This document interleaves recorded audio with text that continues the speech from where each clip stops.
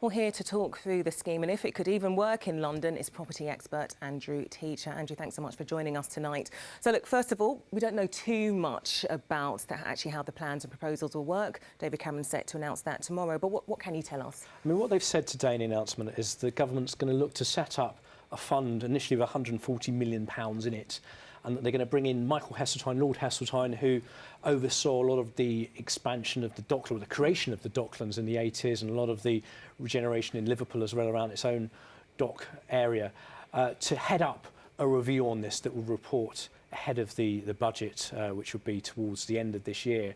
And I think, you know, most people would agree that he's someone of experience, someone with a lot of heritage when it comes to this kind of work, and you know, that will really need to bring in some fresh voices. It's looking to have an advisory panel of experts that will you know, give their opinions on how the scheme should be shaped. But the crucial thing is that we look at bringing in some new voices, not just the same old house builders that have, you know, traditionally been wheeled out for these sorts of reviews and things like that. Now, we do know £140 million has been set aside for this. Now, this is to help and demolish and change council estates, around 100 across Britain. So will £140 million really be enough to do that? Well, it's possible that they made a typo on the press release and you know, replaced a B with an M and did it like that. Right, but you think more 140 billion's needed?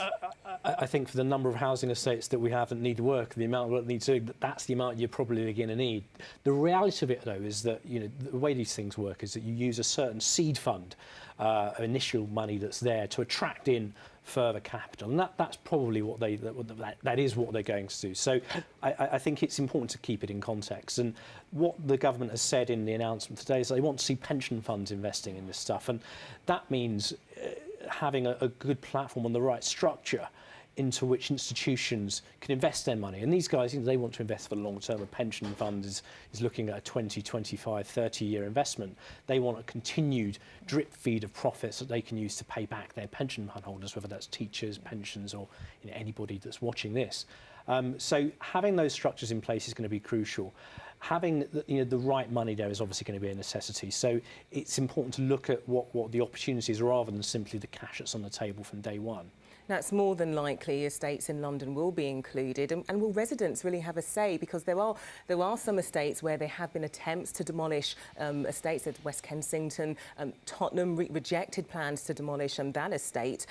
So how indeed will David Cameron be able to do this if residents pull up a fight? Well, this is one of the problems, because I think you're right. There have been many occasions where people have fought back and opposed things, and the reality of things are that you can't please everybody all of the time, and this is one of the problems that I think we've got in broad policy terms, is that, you know, we've got this centrally mandated policy that says we want to build homes, and they're saying, you know, we want to build homes left, right and centre, but then they're also saying, they being the government's also saying that communities have to be empowered and that we need localism and all of that fun stuff at grassroots level. But often the two things don't quite work hand in hand, because you can't have a central person in Westminster that's saying, right, we're going to build homes here, here and here, and you go to those places and they go, actually, guys, yeah, we don't want any homes. We're quite happy with our house prices going up. We're quite happy without all the noise and confusion and dust and destruction and devastation that comes from knocking buildings down. So I think we are going to have to take a decision at some point and say, look, guys, this just needs to happen. And as we're seeing with airports, no decision on Heathrow, as we're seeing with railways, you know, lots of people like Camden Council opposing HS2, you know, we've got all these big ideas and great schemes that need to happen.